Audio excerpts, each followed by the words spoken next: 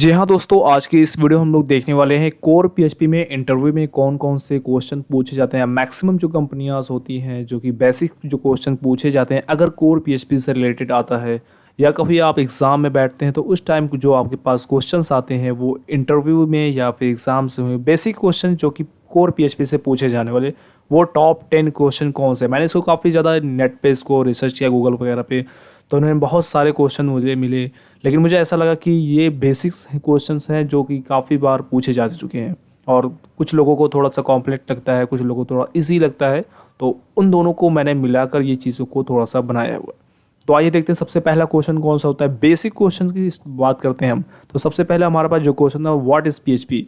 ये basic question है, हर exam में पूछा जाएगा आपसे। पीएचपी के बारे में डेफिनेशन देनी पड़ेगी आपको, या कोई भी आप प्रोग्रामिंग सीखते हैं तो आप तो बेसिक यही पूछा जाएगा कि पीएचपी है क्या, अगर आप पीएचपी लैंग्वेज सीखते हैं तो वही बात करते हैं what is PHP. PHP is standard of for hyper text processor यहाँ पर है। अगर बात करें तो पीएचपी एक सर्वर साइड स्क्रिप्टिंग लैंग्वेज है जिसका यूज़ हम वेब डेवलपमेंट में करते हैं। बैकएंड प्रोग्रामिंग है ये, और इसमें डेटाबेस जो सपोर्ट करते हैं वो माइस्क्यूएल है, ओरेकल है, बहुत सारे यहाँ पर जो डेटाबेस है वो सपोर्ट करते हैं। आप यहाँ पर देख सकते हैं, मैंने इसके सारे के नाम लिख दिए यहाँ पर।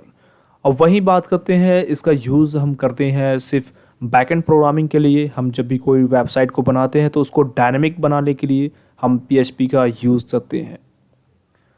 किसी फॉर्म को हम बनाते हैं, उसमें फॉर्म को सबमिट करना हो, जो भी चीज़ें होगी, हम उसको डेटा को सेव करना है, डेटा को एक तरफ से दूसरी तरफ सेंड करना है, उसके लिए हम पीएचपी का यूज़ करते हैं, राइट। तो अब चलते हैं नेक्स्ट क्वेश्चन पर, आते हैं, देखता कौन सा क्वेश्चन है। अगर दूसरे क्वेश्चन की बात करें, what is the difference between echo and print in PHP. अगर इस क्वेश्चन की बात करें तो यहाँ पर बेसिकली बहुत ही माइनर सा डिफरेंस है, लेकिन इसमें लोग काफ़ी ज़्यादा अचंभे में पड़ जाते हैं कि हालांकि ये क्या हो सकता है हमारे पास। तो इको की बात करते हैं। इको दो स्टेटमेंट, ये दोनों प्रिंट के लिए हम लोग यूज़ करते हैं। दोनों का काम है मैसेज को प्रिंट करना, स्टेटमेंट को प्रिंट करना, राइट। तो यहाँ पर अगर हम इको की बात करते हैं, इको आउटपुट वन और मोर स्ट्रिंग, बट यहाँ पे जो इको है वो maximum more and more string को प्रिंट कर सकता है, लेकिन जो प्रिंटर होता है, जो प्रिंट फंक्शन होता है यूज़ करते हैं हम, इसको सिंगल स्ट्रिंग को प्रिंट करता है और ऑलवेज रिटर्न करता है वन वैल्यू को। और वहीं अगर इको होता है, आप देख सकते हैं फास्टर होता है और प्रिंटर से, क्योंकि because it is does not return any value. Okay, आपको सारी चीज़ें समझ में बिल्कुल आ गई होगी कि ये क्यों ये चीज़ होती है। 2 पॉइंट आप लिख सकते हैं, इससे ज़्यादा कोई इसमें पॉइंट है नहीं। और मैक्सिमम जो डेवलपर हैं वो इको का ही यूज़ करते हैं, राइट। तो अब चलते हैं नेक्स्ट क्वेश्चन पर। ये सारे बेसिक क्वेश्चंस हैं, मैं आपको बता रहा हूँ। ये कोई मतलब आप कहेंगे कि यार ये क्या, कौन सा क्वेश्चन आपने बना दिया यार, ये तो बहुत ही ईजी क्वेश्चन है। ये मैंने पहले बताया कि कोर पीएचपी का बेसिक क्वेश्चन है। आपको नेक्स्ट वीडियो में आपको एडवांस क्वेश्चन भी मिलेंगे, राइट। तो अभी आप यहाँ पे देखते हो what are the ways to define the constant in PHP.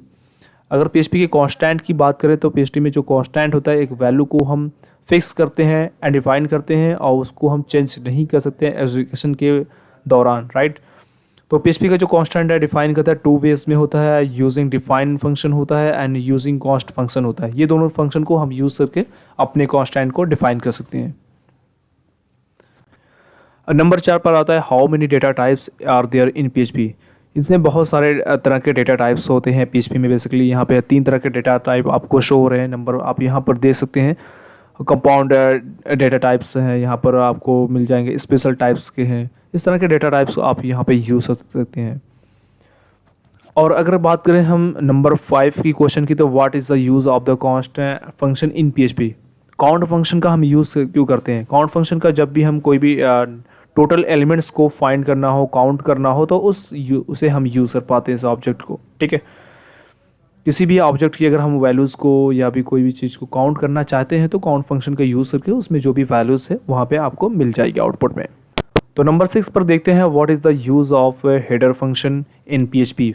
PHP में हेडर फंक्शन का यूज़ हम तब करते हैं जब भी हम, जैसे कि सपोज दैट हमने एक वेबसाइट पे एक लॉगिन लॉग आउट का सिस्टम बनाया है, लॉगिन एंड साइन अप का सिस्टम बनाया हुआ है। अगर लॉगिन पे हमने क्लिक किया तो जो डेटा है अगर हमारा मिसमैच होता है तो वो लॉग आउट रजिस्ट्रेशन वाले पेज पर, साइन अप वाले पेज पर हमारा सेंड कर दे, तो वो चीज़ें कैसे जाती हैं वो उसमें हम हेडर का यूज़ करते हैं और उस वैल्यू को HTML एलिमेंट में उससे पहले फंक्शन लगा के उसको प्रिंट कराते हैं। तो उसकी लोकेशन जाती है और उस लोकेशन पे हमारा फाइल रन होता है। तो इस तरह से हम हेडर का यूज़ करते हैं। नंबर 7 पर देखते हैं what is the array in PHP। बहुत ही ज़्यादा मैक्सिमम क्वेश्चन आपको बिल्कुल इससे पूछा जाएगा, बहुत ही ज़्यादा यूज़ होने वाला प्रोग्रामिंग लैंग्वेज में एरे है। तो एरे क्या होता है? Array is use to store multiple values in the single value in PHP। It order map और pair of the keys at the value. It's save the collection of the data types. बहुत सारे data type को collection को save करता है और multiple values को store करता है। एरे बहुत तरह के होते हैं, तो single dimensional, multi dimensional array, जैसा 2 डायमेंशनल एरे, इस तरह के डेटा टाइप्स एरेज होते हैं। ओके, नंबर 8 पर हम देखते हैं। नंबर 8 पर हमारा है what is the difference between index and associative array. तो ये दो तरह के एरेज होते हैं, दो तरह के हम इस तरह से डिफाइन कर सकते हैं एरेज को। अगर हम कोई भी चीज़ को वैल्यू को हम प्रिंट करना चाहते हैं, जैसे कि 0 पर हमारी इंडेक्सिंग जो हमारी स्टार्ट होती है वो 0 होती है। तो फॉर एग्जांपल यहाँ पर हमने देखा कि जैसे कि हमारा जो एरे है, सेशन हमने नाम का डाल दिया और एरे यहाँ पे डाला, और एरे के जो हमारी पहले इंडेक्सिंग है 0 है, 1 है, 2 है, 3, टोटल हमारे नंबर 3 है। 3 वैल्यू को हम प्रिंट कर सकते हैं इसमें। तो यहाँ पर आप देख सकते हैं, इसको हम इस तरह से लिखते हैं। अगर 0 हमने वहाँ पे इंडेक्स को प्रिंट किया तो ये आपका पहला वाला प्रिंट हो जाएगा। इसी तरह से हमारा एसोसिएटिव एरे है। एसोसिएटिव एरे में आपको यहाँ पे जैसे सैलरी है, इसकी एरे हम देखना चाहते हैं, तो यहाँ पे पहले इसको जैसे कि सोनू लिखा, सोनू की सैलरी कितनी है, तो 35,000 है। एंड जॉन की सैलरी है 45,000 है।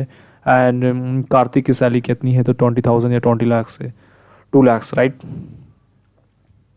तो इस तरह से हम इसको लिख सकते हैं, और इस तरह से हमें जो सारी चीज़ें, उनके नाम, जो कार्तिक है, कार्तिक सामने शो होगा और उसकी यहाँ पे सैलरी शो होगी। एंड नंबर 9 पर आप देख सकते हैं explain some of the PHP string function.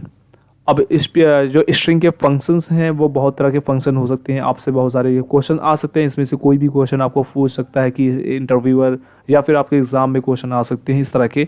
तो आप बहुत सारे स्ट्रिंग के फंक्शन होते हैं। स्ट्रिंग का बदले कि बहुत ही ज़्यादा यूज़ होता है। तो स्ट्रिंग अगर हमें लेंथ को चेक करना है तो स्ट्रिंग की लेंथ के लिए हम स्ट्रिंग यहाँ पे str लेंथ लगाएंगे। अगर हमें उसे रिवर्स करना है तो यहाँ पर रिवर्स लगाएंगे। उसको कैपिटल लेटर को कैपिटल लेटर में करना है, उसको स्मॉल लेटर में करना है। उस तरह को हम अलग अलग तरीके पे अलग अलग यूज़ कर सकते हैं हम इसका, राइट। इसके बाद हम देखते हैं नंबर 10 पर हमारा कौन सा क्वेश्चन आता है। What are the method to submit form in PHP। There are 2 type of methods होते हैं। एक तरह से गेट मेथड होता है एंड पोस्ट मेथड होता है। जब भी हम कोई भी रिक्वेस्ट को सेंड करते हैं, कोई भी फॉर्म से कोई डिटेल को, तो हम गेट मेथड या पोस्ट मेथड का यूज़ करते हैं। तो आई होप आपको सारी चीज़ें समझ में आ चुकी होंगी, और इसका भी एडवांस जो भी क्वेश्चंस हैं वो आपको मैं बहुत ही जल्दी नेक्स्ट वीडियो में अपलोड करने वाला हूं। तो अगर आपको वीडियो अच्छी लगी तो वीडियो को लाइक करें। अगर आप चैनल पर नए हैं तो चैनल को ज़रूर से सब्सक्राइब